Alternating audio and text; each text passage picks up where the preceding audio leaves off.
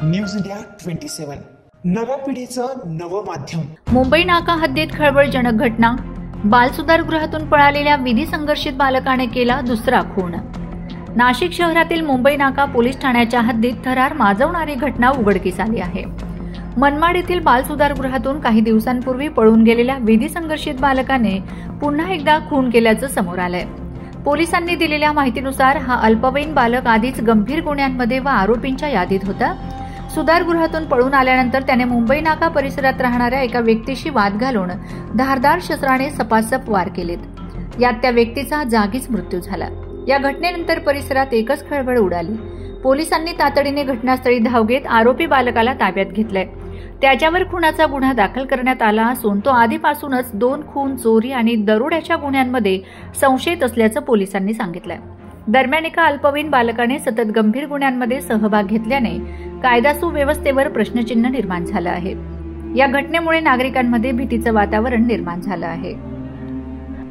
मुंबई नाका पोलीस ठाणे हद्दीमध्ये 26/9/2025 रोजी रात्री 9 वाजताच्या दरम्यान वडाळा नाका साई प्रीतम हॉटेल जे आहे त्याच्या ब्रिज खाली इसम नामे बंडू लक्ष्मण गांगुर्डे व सदर गुन्ह्यातील फिर्यादी अक्की बंडू गांगुर्डे हे पती पत्नी आपल्या मुलासोबत राहतात। शहरामध्ये केर कचरा वेचून ते आपला उदरनिर्वाह करतात।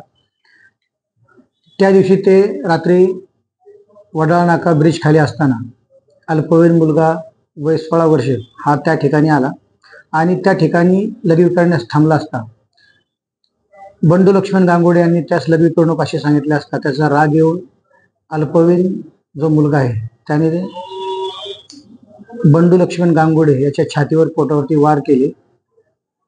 त्या दिवशी बंडू लक्ष्मण गांगुर्डे याच्यावर त्याच्या पत्नी व बाजूच्यांनी त्याच ठिकाणी उपचार केले, परंतु जास्त त्रास झाल्याने त्याला सिव्हिल हॉस्पिटल या ठिकाणी ऍडमिट केले आणि त्या ठिकाणी औषधोपचार चालू असताना तो मयत झाला।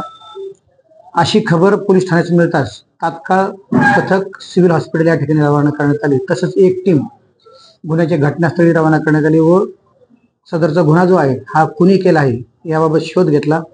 सदर ठिकाणचे सीसीटीव्ही फुटेज तपासले व आजूबाजूच्या जे बातमीदार आहेत त्यांच्याकडे विचारपूस केली असता सदरचा गुन्हा हा अल्पवयीन मुलगा वय 16 वर्ष याने केल्याचे निष्पन्न झाले। त्यास ताब्यात घेऊन रिमांड होम या ठिकाणी हजर करण्यात आले। सदर आरोपीवरती यापूर्वीचे कलम 109 BNS म्हणजे जो पूर्वीचा 307 आहे तो आणि आता पाठीमागे साधारण महिन्या 3 आठवड्यापूर्वी सरकारवाडा पोलीस स्टेशन हद्दीमध्ये ठक्कर बस स्टॉप जो आहे त्या ठिकाणी एका इसमाच्या डोक्यात दगड घातला होता तो हाच अल्पवयीन मुलगा आहे।